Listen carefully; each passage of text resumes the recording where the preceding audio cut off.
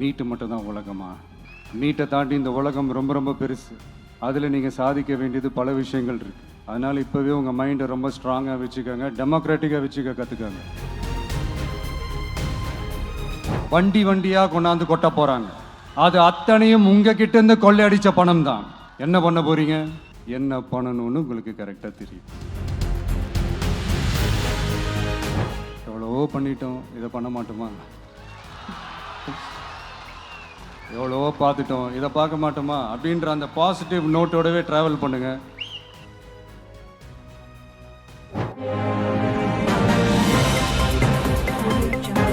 என் நெஞ்சில் குடியிருக்கும் உங்க எல்லாருக்கும் என்னுடைய வணக்கம்.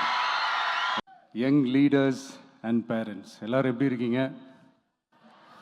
உங்க எல்லாரையும் சந்திச்சதுல மிக்க மிக்க மகிழ்ச்சி.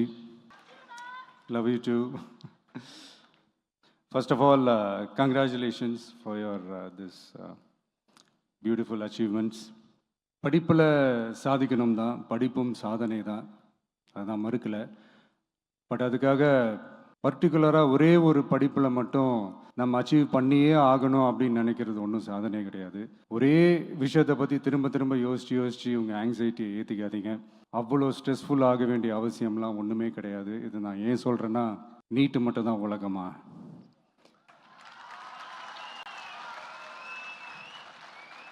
நீட்டை தாண்டி இந்த உலகம் ரொம்ப ரொம்ப பெருசு. அதில் நீங்கள் சாதிக்க வேண்டியது பல விஷயங்கள் இருக்குது. அதனால் இப்போவே உங்கள் மைண்டை ரொம்ப ஸ்ட்ராங்காக வச்சுக்கோங்க, டெமோக்ராட்டிக்காக வச்சுக்க கற்றுக்கோங்க. ஏன்னா டெமோக்ரஸின்னு ஒன்று இருந்தால் தான் இந்த உலகமும் சரி, இந்த உலகத்தில் இருக்கிற எல்லா ஃபீல்டும் சரி, ஒரு ஃப்ரீடமாக இருக்க முடியும். அது மட்டும் இல்லை, ஒரு முறையான ஒரு டெமோக்ரஸி இருந்தாலே போதும், எல்லாருக்கும் எல்லாமும் ஈக்குவலாக கிடைக்கும். அதனுடைய ஃபஸ்ட்டு ஸ்டெப்பாக உங்கள் வீட்டில் இருக்கிற எல்லாருக்கிட்டையும் சொல்லுங்கள், அவங்கவுங்களுடைய ஜனநாயக கடமையை ஒழுங்காக செய்ய சொல்லுங்கள். ஜனநாயக கடமையை சரியாக செய்கிறதுனா அது ஒன்றும் பெரிய ஒரு விஷயம்லாம் கிடையாது, சாதாரணமான விஷயந்தான். நல்லவங்க, நம்பிக்கையானவங்க, இது வரைக்கும் ஊழலே செய்யாதவங்க யாருன்னு பார்த்து தேர்ந்தெடுக்க சொல்லுங்கள்.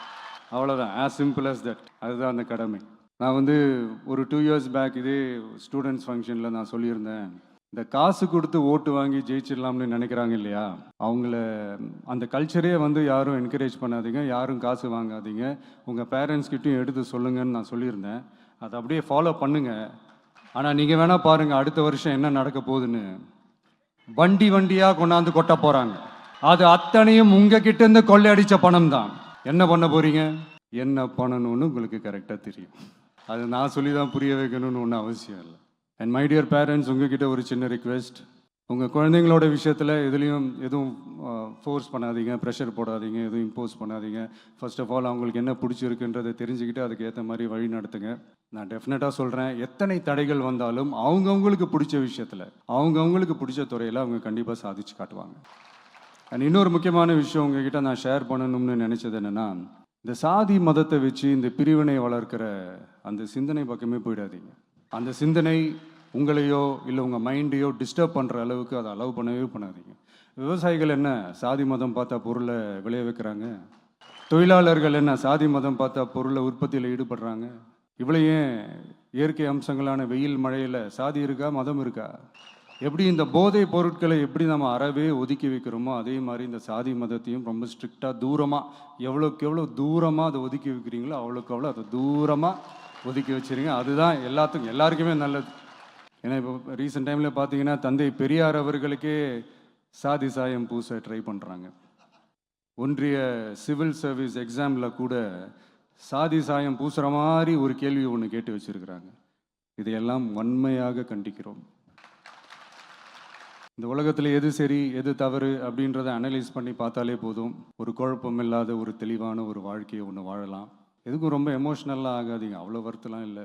டெக்னிக்கல் அண்ட் சயின்டிஃபிக் அப்ரோச்சோடவே திங்க் பண்ணுங்கள். ஏன்னா வரப்போகிற இயர்ஸில், ஆல்ரெடி வந்துட்ட இந்த ஏஐ, ஆர்டிஃபிஷியல் இன்டெலிஜென்ஸ் உலகத்தை எதிர்கொள்கிறதுக்கு அதுதான் ஒரே வழி. The sky is vast and wide and you have strong wings. So feel free to fly like a bird with courage, conviction and confidence. எவ்வளவோ பண்ணிட்டோம், இதை பண்ண மாட்டோமா? எவ்வளவோ பார்த்துட்டோம், இதை பார்க்க மாட்டோமா அப்படின்ற அந்த பாசிட்டிவ் நோட்டோடவே ட்ராவல் பண்ணுங்கள். கான்ஃபிடென்ட்டாக இருங்க, நல்லதே நடக்கும், வெற்றி நிச்சயம். மீண்டும் சந்திக்கும் வரை நன்றி, வணக்கம். நான் வந்து அடுத்த செட் ஆஃப் ஸ்டூடெண்ட்ஸ் கூட நான் நெக்ஸ்ட் வீக் போல் நான் மீட் பண்ணுறேன். ஸோ அவங்களுக்கும் சேர்த்து இன்றைக்கி நான் பேசினதாகவே இருக்கட்டும். ஏன்னா ஒவ்வொரு வாட்டி இந்த மாதிரி நான் அட்வைஸ் பண்ணிகிட்டு இருந்தேன்னா நல்லா இருக்காது, உங்களுக்கும் போர் அடிச்சிடும். So thank you. எல்லோரும் வாங்க, மீட் பண்ணுவோம்.